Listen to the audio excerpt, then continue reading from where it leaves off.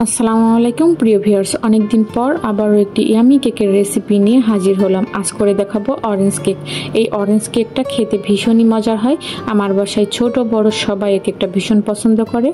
আশা করছি আপনাদেরও আজকের এই অরেঞ্জ কেকের রেসিপিটা ভীষণ পছন্দ হবে। তো অরেঞ্জ কেক বানাতে অবশ্যই লাগবে অরেঞ্জ। আমি এখানে দুটি অরেঞ্জ নিয়েছি।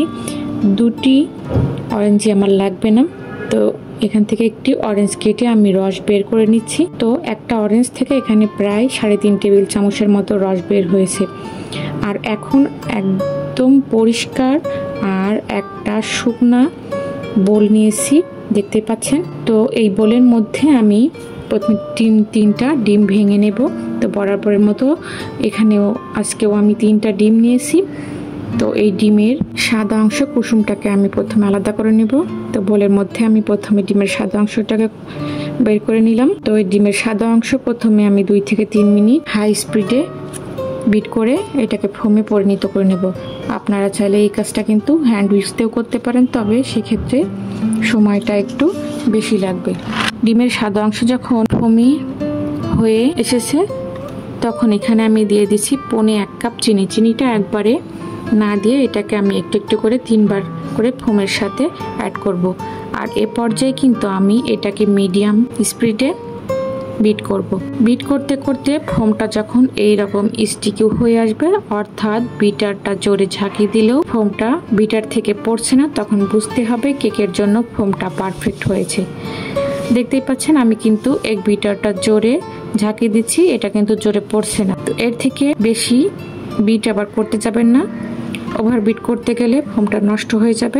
5 থেকে 7 মিনিটই যথেষ্ট বিট করতে। তো কেকের জন্য ডিমের সাদা অংশের ফোমটা রেডি। এখন এর মধ্যে আমি দিয়ে দিচ্ছি ডিমের কুসুমগুলো ভালো করে ফেটে। এবার দিচ্ছি 1/2 কাপ রান্নার তেল বা সয়াবিন তেল। যেহেতু এটা অরেঞ্জ কেক, অরেঞ্জ কালারটা আসার জন্য এখানে আমি দিচ্ছি 1/2 চামচ অরেঞ্জ ফুড কালার আর দিচ্ছি 1 চামচ অরেঞ্জ এসেন্স বা অরেঞ্জ ফ্লেভার। এবার সবকিছু ফোমের সাথে 1 থেকে 2 মিনিট ভালো করে আমি মিশিয়ে নিব। অনেকের মনে প্রশ্ন থাকতে পারে, অরেঞ্জের রস যেহেতু দেব তো সেহেতু অরেঞ্জ ফ্লেভার কেন দেব?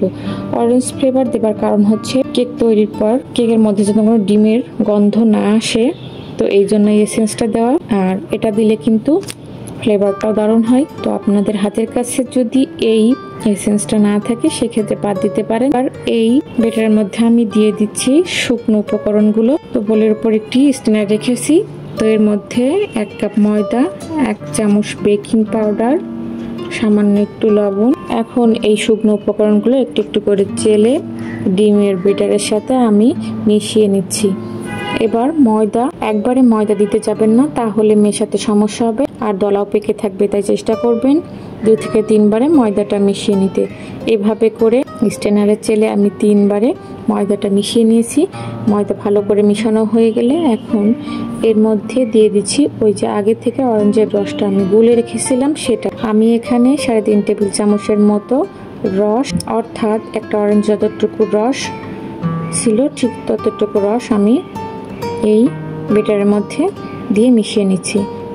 আর একটু ভালো করে খেয়াল করলেই বুঝতে পারবেন, আমি যখন থেকে ময়দা মিশাচ্ছি স্প্যাচুলাটাকে কিন্তু ঠিক একই দিকে মুভ করতেছি। যখন কেকের ব্যাটারগুলো আপনি পারফেক্টলি মেশাবেন তখন কিন্তু স্প্যাচুলাটাকে আপনি উল্টা দিকে মুভ করবেন না, তাহলে কিন্তু ফোমটাও নষ্ট হয়ে যাবে।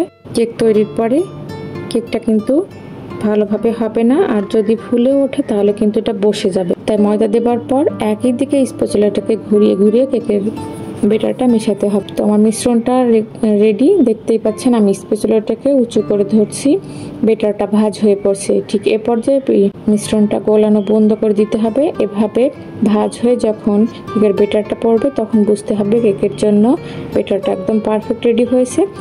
এবার একটা রাউন্ড কেক মোল্ড নিয়েছি আর এটার নিচে আর চারপাশে আমি বাটার পেপার কেটে বিছিয়ে দিয়েছি। আর এখন পেপারের উপরে তেল দিয়ে আমি ব্রাশ করে নিচ্ছি। তেল ব্রাশ করা হয়ে গেলে মোল্ডে আমি সমস্ত ব্যাটারটা ঢেলে দিলাম। আর সম্পূর্ণ ব্যাটার ঢালার পরে মোল্ডটাকে একটু ট্যাপ করে দিচ্ছি যাতে করে এর মধ্যে এয়ার বাবলস না থাকে। এবার চুলায় 30 মিনিট আগে থেকেই আমি একটা প্যান বসিয়ে রেখেছিলাম মিডিয়াম টু লো হিটে। আর এই প্যানের উপরে যে ঢাকনার উপরে যে একটা ছিদ্র থাকে সেটা একটা কাগজ দিয়ে বন্ধ করে দিয়েছি আর ভিতরে একটা স্টিনার রেখেছি। এখন এটা যথেষ্ট গরম। এখন মোলটাকে আমি প্যানের মধ্যে বসিয়ে ঢাকনা লাগিয়ে ঠিক 45 মিনিট কেকটাকে প্যানের মধ্যে বেক করে নিব। 45 মিনিট পর দেখেন আমার কেকটা কতটা সুন্দর হয়েছে। আমি একটা টুথপিকের সাহায্যে চেক করে দেখিয়ে দিচ্ছি। দেখতেই পাচ্ছেন টুথপিকে কিন্তু কিছু উঠে আসেনি, একদম পারফেক্ট হয়েছে। যদি দেখেন টুথপিকের গায়ে কিছু উঠে আসছে আঠালো কিছু, তো সেক্ষেত্রে চুলার জালটা বন্ধ করে 5 মিনিট আপনি এইভাবে ঢাকনা লাগিয়ে রাখবেন, তাহলে দেখবেন কেকটা একদম পারফেক্ট হয়েছে। আমার কেকটা রেডি। এবার আমি আপনাদেরকে আনমোল্ড করে দেখিয়ে দিচ্ছি। দেখতেই পাচ্ছেন কতটা পারফেক্ট ফ্লফি আর স্পঞ্জি হয়েছে কেকটা, আর কতটা সুন্দর অরেঞ্জি কালারও এসেছে। খেতেও কিন্তু ভীষণ মজার হয় এই অরেঞ্জ কেকটা। আমি এবার একটা পিস আপনাদের কেটে দেখিয়ে দিচ্ছি। দেখতেই পাচ্ছেন খেতেও ভীষণ ইয়ামি। আপনারাও ঠিক এভাবে করে এই অরেঞ্জ কেকটা বাসায় তৈরি করে দিতে পারেন। আশা করছি আপনাদেরও ভীষণ ভালো লাগবে। এছাড়াও আরও প্রায় 8 থেকে 10টি কেকের রেসিপির ভিডিও আমার চ্যানেলে আপলোড দিয়েছি। আমি ডিসক্রিপশন বক্সে লিঙ্কগুলো দিয়ে রাখবো, আপনারা চাইলে সেগুলো দেখে নিতে পারেন। আশা করছি সেগুলো আপনাদের কেক তৈরিতে অনেক কাজে আসবে। এই পর্যন্তই। রেসিপিটি ভালো লাগলে লাইক, কমেন্ট, শেয়ার করতে ভুলবেন না। প্লিজ চ্যানেলটা সাবস্ক্রাইব করে পাশে থাকবেন। আজকের মতো এই পর্যন্ত। সব ভালো থাকবেন। আল্লাহ হাফেজ।